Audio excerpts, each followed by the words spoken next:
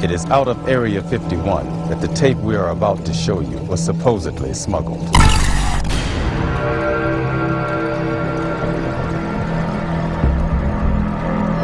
There are moments when this looks very real. Donald Rumsfeld has been aware of the alien interviews at least since 1973. His sole interest now is to find a way to be one of those who are taken off when the end comes. And I think you've got your hands on some pretty sensitive material.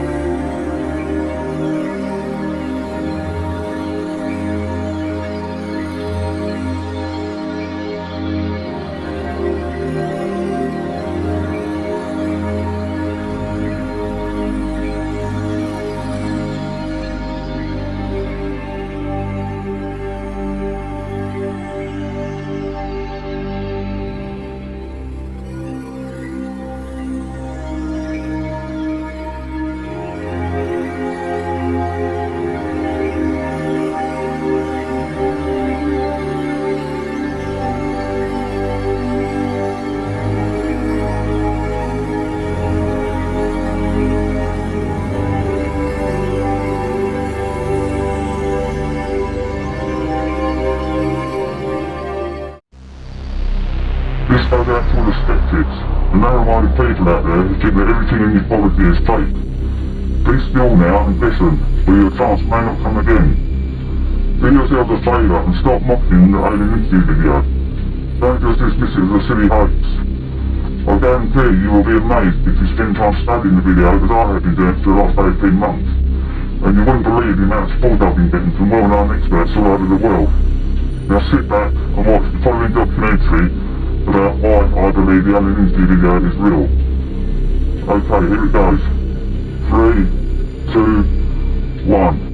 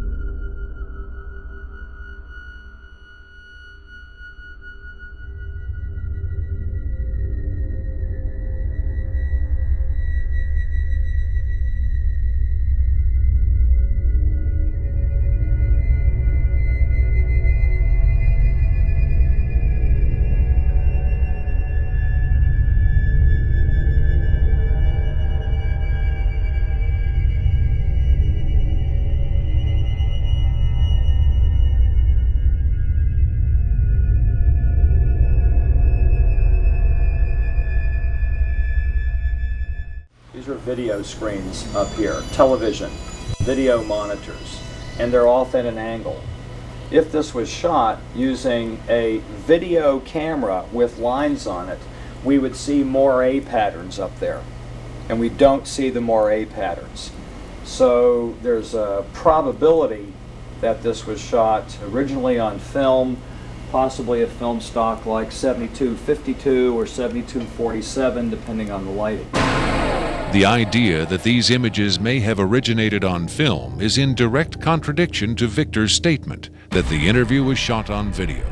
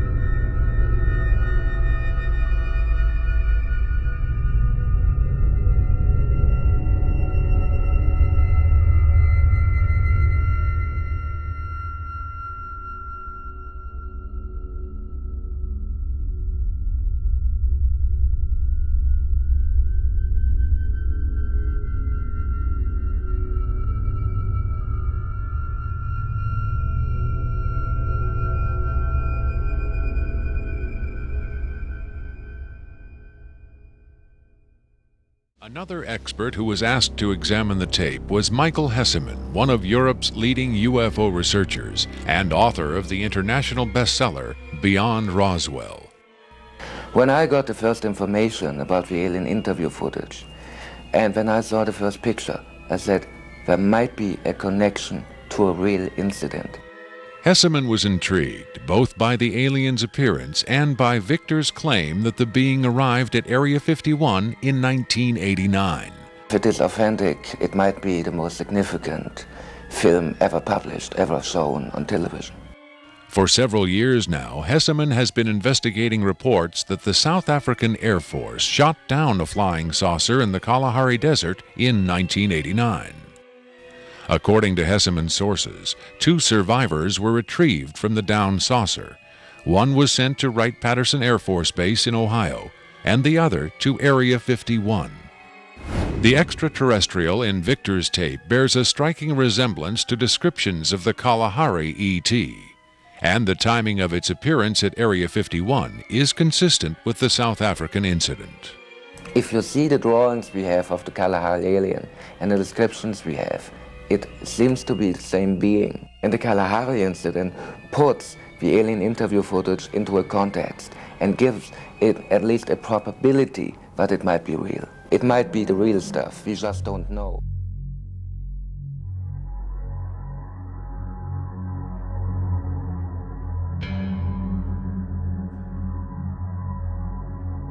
UFO crash in the Kalahari Desert in 1989. One of the most documented cases of all time referred to a 60-foot wide spacecraft which was forced down on the border of South Africa. This craft impacted with the desert at high speed, causing a crater 450 feet in diameter and 36 feet deep. Official military documents reveal that the craft entered South African airspace at 1:45 p.m. on the 7th of May 1989 and was intercepted by 2 Mirage jet fighters. Because the craft failed to respond to communication, one of the fighters was ordered to attack the craft with an experimental laser cannon. This caused the craft to lose altitude and crash. After the craft was retrieved, it was removed to a secret Air Force base, and on arrival at this base, it was found a door had partially opened in the side of the craft. Hydraulic pumping gear was brought to the scene and the door was forced open. When this was done, 2 aliens staggered out of the craft, and it was found that one appeared to be seriously injured. They were immediately arrested and removed to a medical centre, where a medical team was sent in to try to assist. The authorities at the scene entered the UFO, and hieroglyphics were found inside the machine, alien hieroglyphics of course, and various items of electronic equipment were also removed from the craft. The retrieval team from America arrived eventually, and the object plus the aliens were eventually taken by C-5 Galaxy transporters back to Wright-Patterson Air Force Base, where further analysis was taken on. When the military entered the craft, they quickly removed portable equipment and instruments, some of which were considered useful as potential weapons. This was not certain at the time, but was clarified after scientific investigation. Also found aboard the craft were a series of hieroglyphics, which indicated that the aliens had a written form of communication. The writing gave the impression of an alien alphabet, but it is not known if any of the scientists present were able to understand its meaning. Data found on the craft were stored on a system of silicone slides. It was obvious to everybody at the site that they were dealing with a very advanced technology.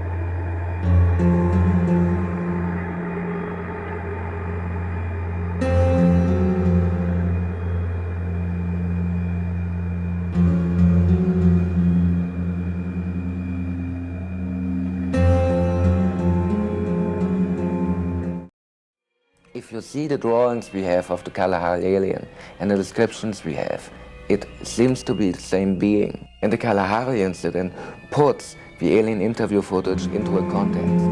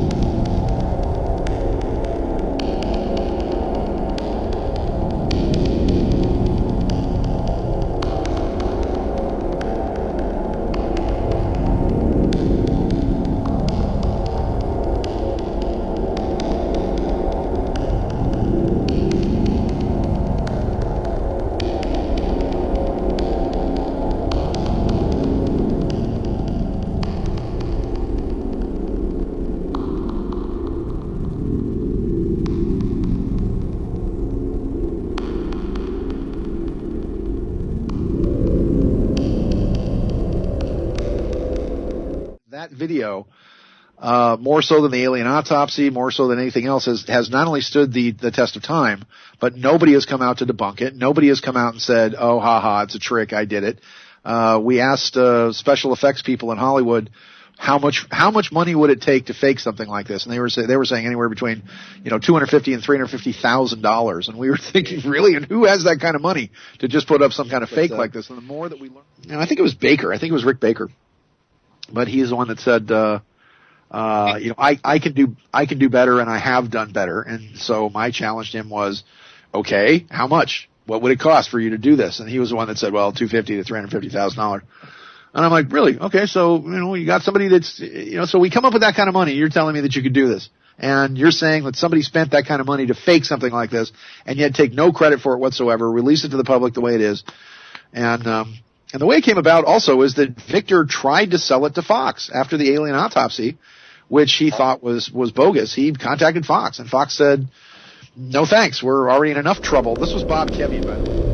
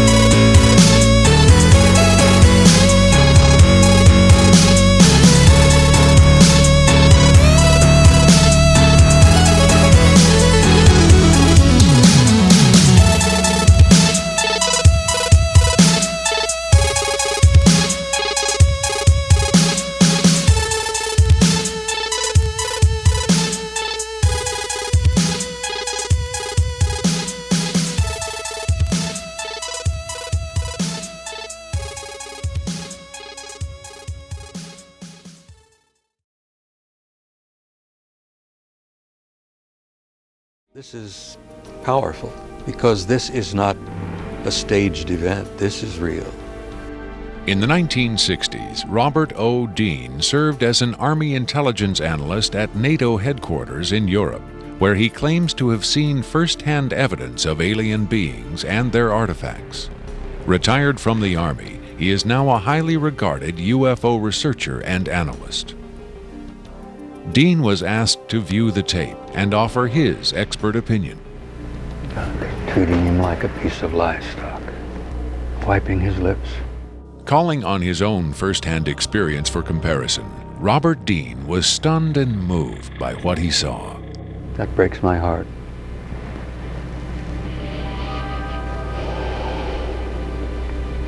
I think you've got yourself a piece of legitimate footage here, and I think you've got your hands on some pretty sensitive material. I don't know how the hell you got this. I don't know who you got it from, and frankly, I don't want to know who you got it from. But you got yourself a tiger by the tail with this footage. I would say, and I know that that's one of the things you ask of me, is that you've got yourself some legitimate footage of one of the little guys being interrogated and filmed. And there's a reality to it, and there's a sensitivity to it that literally breaks my heart. But I tell you very strongly, you've got something here that is very sensitive.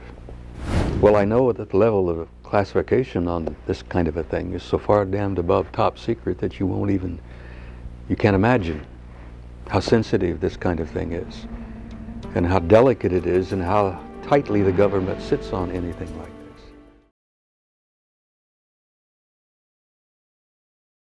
Can you describe for us what we're seeing? All right, we're looking at the interview suite at S4. It's kept dark for the comfort of the aliens. The figure who is just barely visible in the left foreground is the telepath, and behind the camera is a raked seating area for observers. Although in this case, I believe the only other person present was a military aide. The alien is seated behind a glass partition in a biocontainment area, which is maintained at Biosafety Level 2, the lowest designation. That's primarily for the protection of the aliens, not us. The theory is that if they were going to infect us with an alien bug, it would have happened 50 years ago. In fact, all the indications are the aliens eliminated microbial and viral life from their own ecosystem long ago. They aren't susceptible to our diseases directly, but it has been shown that microbes can reproduce and form colonies within their respiratory systems, which tends to exacerbate the debilities they seem to suffer anyway in our environment. In fact, you can see here the alien is beginning to flag. The interview was not going well. The telepath was trying to clarify some points from a previous interview, but he wasn't receiving coherent responses. As you can see, the being is in real distress. At this point, the telepath is sending out a message to the medical staff. He's trying to communicate with the alien, but he's getting no response.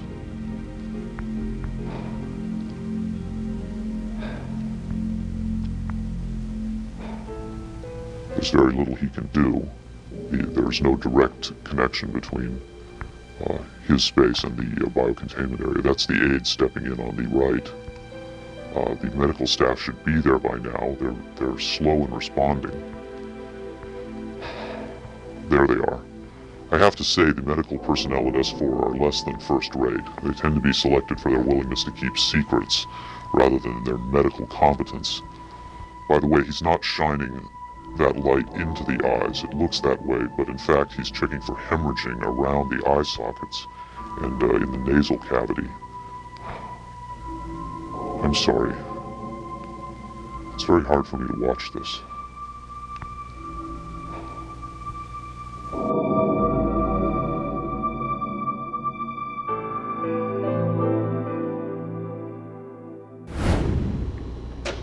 You're asking me if I think this is real? That have I finally seen a space alien? I don't know. But I do know this. I know that this is not a tricked up version like the alien autopsy. It doesn't attempt to distract you away from the alien. It doesn't have that cinema verite, black and white. It doesn't go to great lengths to try to fool the audience. It's straight ahead. It's an alien on tape. Pretty much the way you'd probably film it. The point is this: what if it is real?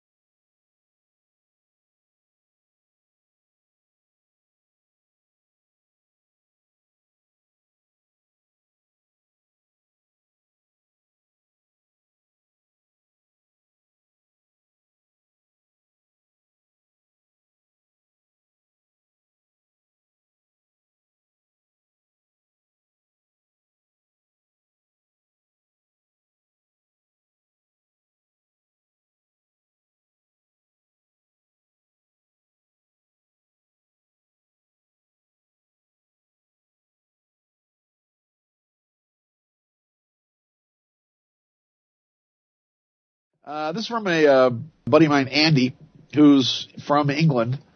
Andy's one of these great guys who is doing all this fantastic research on the Alien interview. Actually, and you can go on YouTube, and it's Andrew Burlington, and he's been a good friend of mine. I hope he doesn't mind my mentioning him on the radio, but he's doing a fantastic service because I was one of the people that was in the process, or was one of the people that was involved in bringing out the Alien interview, not the Alien autopsy. I was actually at the bottom of the Alien autopsy as well.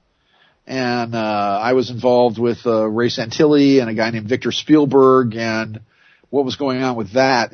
And I backed off from the Alien autopsy because I kept saying that there's things wrong with this. There's disconnects in the story that are not making any sense as far as it goes. So unfortunately, the Alien interview, which I do believe to be real, is something that is amazing, which you can still go online and take a look at. Over the course of the past, 15 years or so, 20 years almost, coming up in, it's about 18 years or so. Just piece after piece after piece has come up to actually verify what's going on with this footage.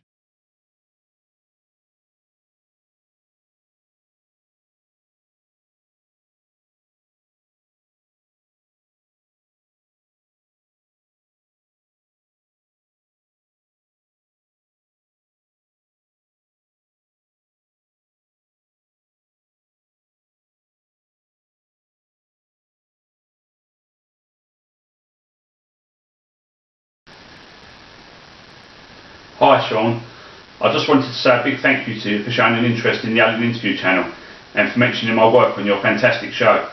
It really is much appreciated. This video, in my opinion, was overlooked by the general public from the very beginning, and the more people that get to see it the better. I always believed there was more to it than met the eye, and I think I found enough clues over the last 18 months to prove its authenticity.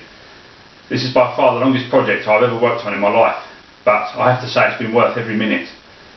Regarding the radio interview, well, I hope you've enjoyed watching this limited edition version of the Alien Interview analysis. This has been an exciting chapter of my life, and the UFO sightings I've been experiencing have convinced me even more that the video is genuine. This might sound crazy to some people, but in a way, it feels like I've been visited. If someone had told me 18 months ago that all this was going to happen, I would have laughed. I'm running low on disk space, so I'd like to wrap things up by saying thanks again for all the support you've given me these last few months. Best wishes to you and everyone at Revolution Radio. Bye for now.